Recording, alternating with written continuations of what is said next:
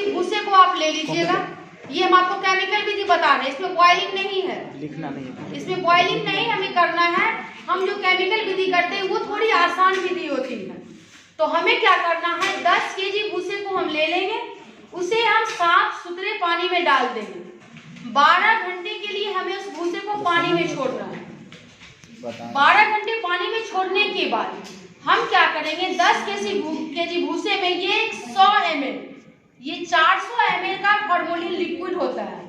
इसे हमें 100 ml liquid लेके एक बहुत बड़े बर्तन में 100 लीटर पानी डाल के 100 ml फॉर्मोलिन हम डाल देंगे उसमें, और उसको अच्छी तरह से मिला देंगे।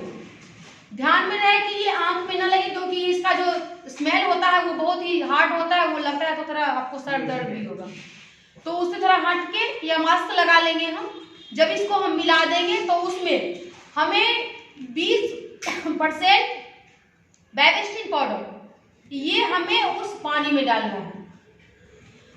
ठीक है, तो जब हम पानी में डालेंगे तो उसको अच्छी तरह से मिला के वो जो भूसा है हमारा वो उसमें से निकालेंगे साफ पानी में से, और उस केमिकल वाले पानी में उसको डाल देंगे। डालने के बाद उसका जो ऊपर का जो मुंह खुला हुआ है बर्तन का, उसको हमें अच्छे ढंग से कवर करना है।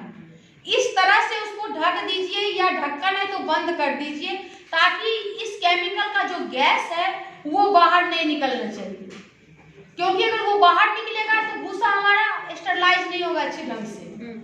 तो जब हम भूसे को उसमें डाल देंगे तो 12 घंटे के लिए उस भूसे को केमिकल में डाल के छोड़ देना है हमें। दूसरे दिन हम क्या करेंगे, जो हमारा एक कोई बर्तन ले लेंगे जिसमें पानी अच्छे ढंग से निकल जाए, उस बर्तन को लेके जिसमें होल हो, जिस बर्तन में या जो भी आपको अवेलेबल हो आपके घर में, उसमें सारा भूसे को हम निकाल के उस बर्तन में रख लेंगे। रख के 2 से 3 घंटे के लिए उसको छोड़ देना है। सारा पानी जब अपने आप उसमें से निकल जाएगा तो भूसा हल्का हो जाएगा।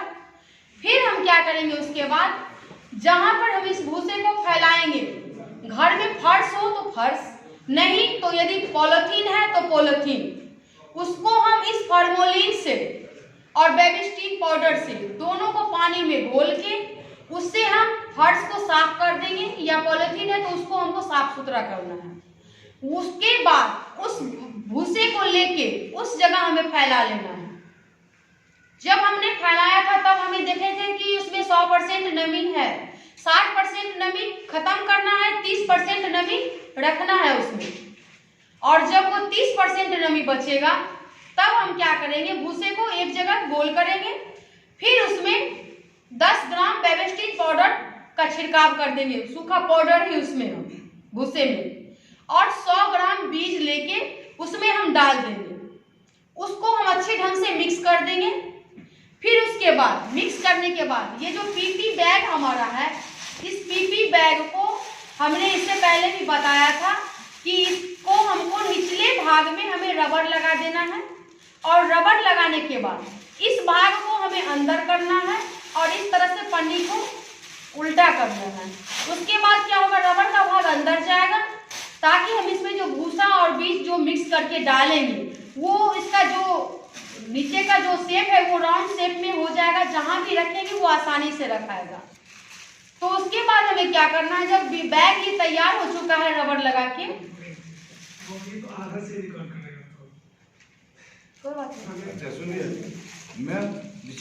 डालने का विधि जब शुरू होगा तो भूसे में हमने बताया था कि 100 ग्राम बीज और जब बेबिस्टिन पाउडर हम मिक्स कर देंगे, तब हमको क्या करना है कि 10 केजी जो भूसा हमने सुखाया है उसका नमी हमें जांच करना है।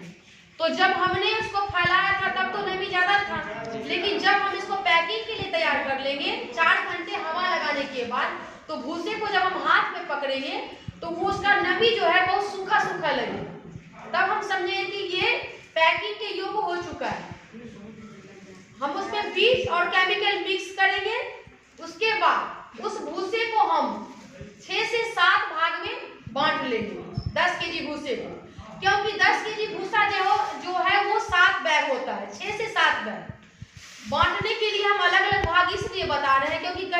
क्या होता है आपको, जो किसी लेयर में जाके बीज कम पड़ जाएगा, इसीलिए, या भूसा कम पड़ जाएगा ज़्यादा डाल दीजिएगा तो हम जब उसका अलग अलग भाग लगा लेंगे तो हमारा एक साइज का बैग तैयार होगा। जो हम किट तैयार करेंगे वो हमारा एक साइज का होगा। तो जब हम एक भाग का भूसा लेंगे, 7 भाग में से जो एक भाग है जब हम लेंगे तो क्या करेंगे, सबसे पहले अंदर का जो भाग होता है इसके अंदर वो थोड़ा सा बीज डालेंगे। बीज डालने के बाद हम क्या करेंगे, भूसे को थोड़ा सा लेके डालेंगे, वो एक भाग वाले भूसे को, फिर दोबारा जो है बीज लेके चारों बगल घुमा के उसमें लेयर हमें डालना है, और दोबारा फिर भूसा डालेंगे तो उसको दबाना है हमें अच्छे ढंग से। भूसा को जितना दबाइएगा माइसीलियम उतना जल्दी भूसे में कवर करेगी। इसी तरह से हमें 4 लेयर करके पैकिंग करना है। पैकिंग जो होता है लेयर के मुताबिक जो होता है वो आपको क्या है कि 5 लेयर भी होता है, 6 लेयर भी होता है, वो आपको बैग के साइज पे निर्भर है। जब अगर छोटा रहेगा मान के चलिए तो आपको 2-3 लेयर ही होता है, लेकिन यदि हम 22 से 24 साइज का पन्नी लेंगे पीपी बैग तो हमारा 4 लेयर में आके भरेगा वो आपका बैग। जब हम लास्ट लेयर का बीज डाल देंगे बैग में तब हमें क्या करना है कि पन्नी के मुंह को हम अच्छे ढंग से पकड़ के उसको पूरे ऐसे करके घुमाएंगे और फिर ऊपर वाले भाग में रबर लगा देंगे, और फिर सारे बैग में हमें हर 4 इंच की दूरी पे एक होल करना है। हर 4-4 इंच के दूरी पे हम होल करते जाएंगे। होल करने के बाद हम इसका पहले जो उचित स्थान है उसका चुनाव करेंगे कि इसको हमें किस जगह रखना है। इसके लिए जो उचित स्थान है वो आप लोग ये समझ लें कि इसके लिए सबसे बेहतर होता है झोपड़ी का घर। झोपड़ी के घर में क्या होता है कि ये टेम्परेचर अच्छे ढंग से मेंटेन हो जाता है। लेकिन यदि किसी के पास पुराना घर पड़ा है, जैसे छत का घर हुआ, एस्बेस्टस का हुआ, तो वो जो खड़ का घर होता है, खपड़ा का होता है, हम उसको भी यूज में ले सकते हैं। हमें क्या करना है कि वो जो हमारा खाली बेकार का पड़ा हुआ घर है, हम उस घर को अच्छे ढंग से साफ सुथरे करके उसमें हम क्या करेंगे, ये फॉर्मोलिन और ये बेबिस्टिन पाउडर, ये दोनों को पानी में घोल देंगे। घोल के उस घर में पूरे दीवार पे भी छिड़काव कर देंगे, नीचे फर्श पे भी छिड़काव कर देंगे। छिड़काव करने के बाद हमें 1 दिन के लिए उस रूम को छोड़ देना है। तो हम जो ये घर का काम करेंगे साफ सफाई का, वो भूसा पैकिंग करने से 1 दिन पहले करना है हमें। 1 दिन पहले कर देंगे तो वो 12 घंटे के लिए घर जो है जितना भी इंफेक्शन होगा उस घर में वो आपको खत्म हो जाएगा, और उसके बाद उस बैग को उस रूम में ले जाके आप रख दीजिए 15 से 20 दिन। 15 से 20 दिन जिस दिन हो जाएगा तो उस बैग में देखिएगा पूरे बैग को माइसीलियम कवर कर चुकी है और भूसा जो है आपको दिख नहीं रहा है। और हमने जो होल किया था उस होल के माध्यम से हमारा मशरूम जो है वो बाहर निकलना, पिन हेड छोटा छोटा सा शुरू हो चुका है। जिस दिन पहला देखेंगे कि हम पिन हेड निकला, उसके दूसरे दिन थोड़ा सा बड़ा हो जाएगा। मशरूम हर मिनट हर सेकेंड बढ़ती है। हमारे रूम का जो टेम्परेचर है वो यदि 20 से 30 डिग्री टेम्परेचर है तो हमारा मशरूम तेजी से बढ़ेगा। अगर कभी ज्यादा हो चुका है, टेम्परेचर रूम का ज्यादा हो चुका है, तो उसको कम करने के लिए हम थोड़ी देर के लिए खिड़की खोल देंगे और दरवाजा खोल देंगे। वो जो फ्रेश हवा अंदर आएगी तो टेम्परेचर यदि ज़्यादा भी हो गया है तो वो कम हो जाएगा। यदि कम है, बहुत कम, जैसे 15 डिग्री पे आ गया है अभी, तो रूम हीटर यदि हम रूम में चला देते हैं आधे घंटे के लिए तो रूम का टेम्परेचर बढ़ जाएगा, तो वो खुद ब खुद निकलेगा आपको। लेकिन जब मशरूम निकलता है पहली बार तो वो उसको आपको 5 से 6 दिन लगेगा पूरे फल तैयार होने में। और जिस दिन हम पहली तुड़ाई करेंगे मशरूम की तो उसके बाद हमें क्या करना है कि जब हमने मशरूम तोड़ लिया, मशरूम को हम घुमा के तोड़ेंगे। तोड़ने के पश्चात उस हर बैग में हमें प्रतिदिन सुबह में पानी का छिड़काव करना है। यदि जिनके पास भी वो मशीन, स्प्रे मशीन नहीं है पानी का छिड़काव करने के लिए, तो एक बर्तन में पानी ले लें, मग ले लें और पन्नी को थोड़ा सा ऊपर में फाड़ दें और उसी के माध्यम से पानी अंदर डाल दें। वो पानी हम प्रतिदिन डालते जाएंगे, एक दिन भी हमें छोड़ना नहीं है। यदि ज्यादा पानी उसमें जाता भी है तो हमें घबराने की कोई आवश्यकता नहीं है, क्योंकि जो भी ज्यादा पानी जाएगा मशरूम को जितना पानी चाहिए वो एब्जॉर्ब कर लेगी और जो ज्यादा अतिरिक्त पानी है वो उस होल से बाहर आ जाएगा। वो अपने आप बाहर आता है, उसके लिए हमें परेशानी नहीं होती। इसी तरह से हम पानी डालते जाएंगे, मशरूम निकलते जाएगा। 3 से 4 महीने के लिए हम मशरूम आराम से तोड़ते जाएं और खाते जाएं। इसका ड्राई भी होता है मशरूम का। जब किसी के पास भी ज्यादा मशरूम होता है, यदि नहीं बिक रहा है, तो वो क्या करे कि उस मशरूम को ले ले, छोटे छोटे टुकड़ों में उसको अच्छे ढंग से तोड़ दे और धूप में फैला दें। धूप में फैला देंगे तो 2 दिन जब धूप लगेगा तो वो मशरूम अच्छे ढंग से ड्राई हो जाएगा आपका। और ड्राई होने के बाद उसे हम स्टोर कर लेंगे तो वो सालों भर स्टोर होता है मशरूम, और उसकी कीमत अभी मार्केट में 1000 रुपए केजी है। जो ड्राई मशरूम है वो 1000 का केजी है।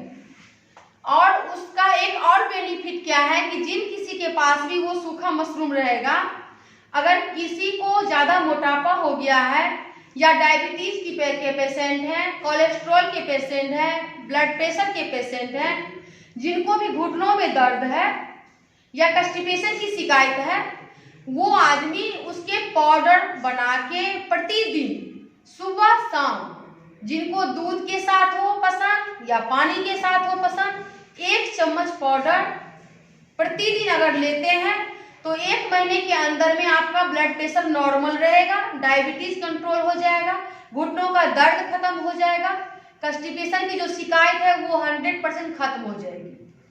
छोटे छोटे जो बच्चे होते हैं उनको देखा जाता है कि हॉर्लिक्स दिया जाता है, तो हम उन हॉर्लिक्स के जगह पे यदि हम मशरूम का पाउडर बना लेते हैं और उसे हम दूध में थोड़ा सा डाल के पिला देते हैं तो हमें हॉर्लिक्स पिलाने की कोई जरूरत नहीं। और यदि सप्ताह में हम 3 दिन भी मशरूम का सेवन कर लेते हैं अपने आहार में, तो हमारे शरीर में प्रोटीन की कमी कभी नहीं होगी। विटामिन डी जो है हमें सिर्फ सूरज की रोशनी से मिलती है। आपको शायद मालूम नहीं होगी कि दूसरा जो है हमें जो दवाई लेना पड़ता है विटामिन डी की गोली, सूरज के बाद सिर्फ गोली ही एक है, लेकिन आपको मालूम नहीं होगा कि मशरूम जो है विटामिन डी की कमी को बहुत तेजी से पूर्ति करती है। जिनको भी विटामिन डी की कमी, अगर मशरूम खाते हैं तो उनको विटामिन डी की कमी कभी नहीं होगी।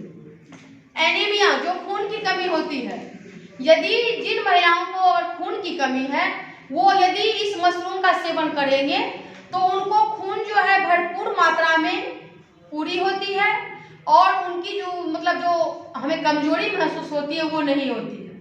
हमें थकान महसूस ही नहीं होगी। मशरूम इतना एनर्जी देता है हमें अंदर से।